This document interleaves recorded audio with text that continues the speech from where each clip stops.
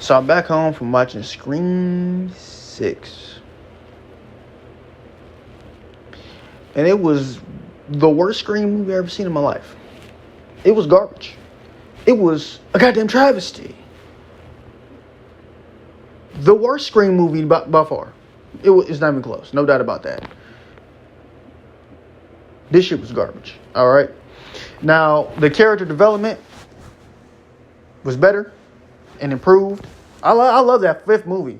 I'm gonna get the background. We suss commentary, so we say what we feel and what we think. So with that being said, I love the first two movies. You know, there's always debate which one is the better Scream movie, the first one or the second one.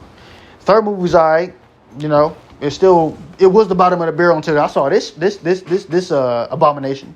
This bastard stepchild of 1,000 maniacs. Not to quote Wes Craven, because he made this franchise the monster that it is in a good way. But him and Kevin Williamson. But this is a goddamn travesty. And I love the fifth movie. The fifth movie is the third best Scream movie I've ever seen. I saw it twice, 2 days in a row to prepare for this movie. And I didn't have a lot of expectations going into this one. They really showed a little bit of the plot, which was cool. Saw Gail come back. I'm like, what was the purpose? What was the idea? If Sydney ain't gonna come back, there's no need for Gail to come back unless you're gonna kill her off or something. I don't know. I mean, I'm just thinking in my head, thinking out loud, I guess. So, you know, personal reasons what happened with Neve Campbell not coming back, and I respect it. I respect it. You helped carry this franchise on your back, like you was LeBron James in the 2018 finals. Like, you know what I'm saying? It was that deep. So she carried most of the franchise. I say she has some supporting help with Gail and Dewey. I think Gail is my second favorite character. Well, Randy is he's my favorite character of this whole series, but he obviously didn't make it past the second movie. But after that, I had to find somebody else to care about, and that was the main three. It was Sydney, Gail, and it was Dewey. You know, and Dewey, he was great in the last movie. If no spoilers, but if you haven't seen the fifth movie, where the fuck you been? where you been at? I'm trying to figure that out, but yeah, he died. So he's not in this movie, and neither is Sydney, and she's alive. So with that being said, they have to have Gail carry this abomination on his back, and no disrespect to the directors, I'm pretty sure they had to, because the direction is good. It's just the script. And the last movie, it was Richie. Richie was like, he said, what about my script? No, what about this script? What about this script, motherfucker? This script was terrible. This script was horrible. A goddamn travesty. All right? It wasn't it, Chief. It didn't do the job. It didn't do its job. It was fickle. All right? These characters are passionate. I care about a lot of these characters from this IP and from Nightmare on Elm Street. Everything Wes Craven really touched, I really fuck with. You know what I'm saying? I really rock with those movies. Even Last I Fell in Love, I think it's weird. I don't really, you know, or The Hills Have Eyes Part 2, that was not good. But he, you know, sometimes he'll phone it in. But majority of his movies are great. R.P. Wes Craven. But this isn't his property. He's not responsible for this film right here. Because that last movie was phenomenal. So maybe I had a little bit of expectations going to this one because the same four characters that survived that movie. Those characters are great though in this one. They're way better. They were way better. The reason why this movie isn't completely unwatchable. Like I'm gonna say this right now, Gail and Kirby did not need to be in this movie. This movie's little bro. And 5 is big fella. And that's the end of that. This movie is too safe for its own good. That's the reason why it's bad. This movie has plenty of stakes, and nothing matters. It said that if you kill a lot of people, it makes the movie a whole lot more worth it when it comes to sequels, right? I don't agree with that rule. I never agree with that rule whatsoever. Like a Nightmare on Elm Street 2, which is one of my favorite ones, and that's completely underrated and overhated. That the scene where they were in the backyard and he was out in the real world, Freddy going crazy, you know what I'm saying, killing random people. I never agreed with that because I felt like the main characters, it takes away from the main characters' the tension.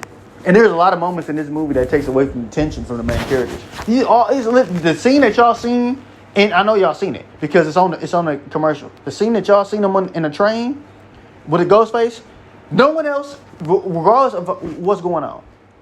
If I'm Ghostface, and I got 4 people right there, 2 dudes, and that's the problem. I got another problem with that. I'm gonna talk about that in a second.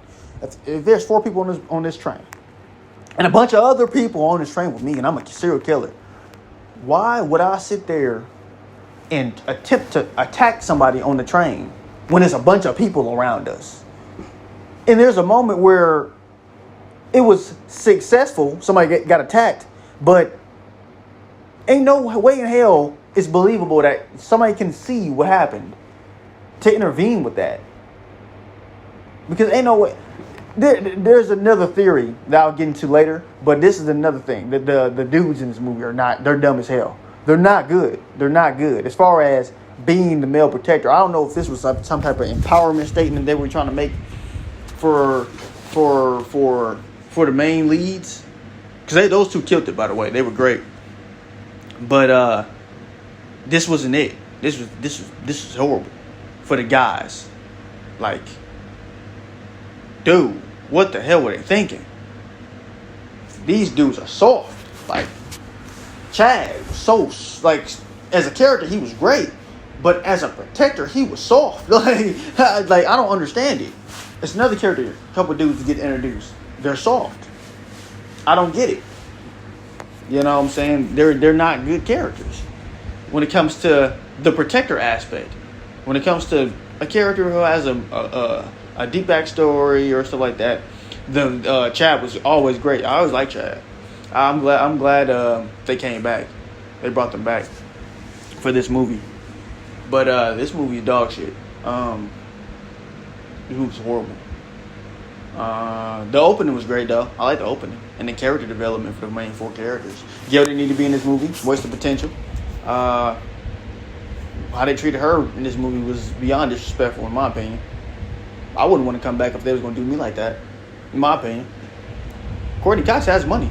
I don't see what the problem is. Maybe she loves the franchise to the point and she feels like they did right by her in the last movie. Said, fuck it, why not? I'll come back. Kirby.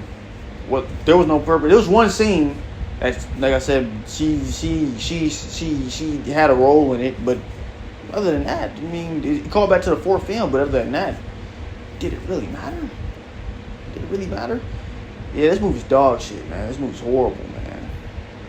This movie's terrible, dog. Like, what were they thinking? Like, what were they thinking? And I understand, this is better than Jason Takes Manhattan. As far as the New York film, this is better than that movie.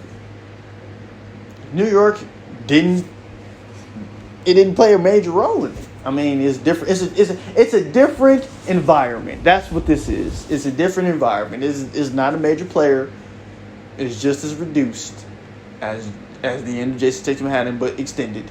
It is the epitome of Scream Takes Manhattan. It's just literally it. I'll say that. But New York wasn't really a character. You have some scenes where they're in alleyways or on that train and stuff, but other than that, it's not a major player. Didn't take away from the movie. I'm just pointing that out. But as far as and the killer reveal, I don't even care about that. I'm not gonna spoil anything. But they were trash. It's just this movie is just like the second movie. It's a requel of the second one. If you want me to be, there are scenes that you can be like, damn, that's from the second movie. That's an idea from the second movie. Like the fifth one was like, okay. Like the last scene with them in the house, the only scene I'd be like, okay, that's from the first movie. You know what I'm saying? But this one right here is completely from the last one. Only difference is the city is known. The city is known. And this movie is safe. And it's an inferior movie, by far. This is the weakest Scream movie ever. It's not better than 3. 3 gets so much hate, but it's way better than this movie. 5 is by far way better than this movie. 4 is better than this movie. And now don't get me started on the first 2. This movie's not good. And that's it. Ugh.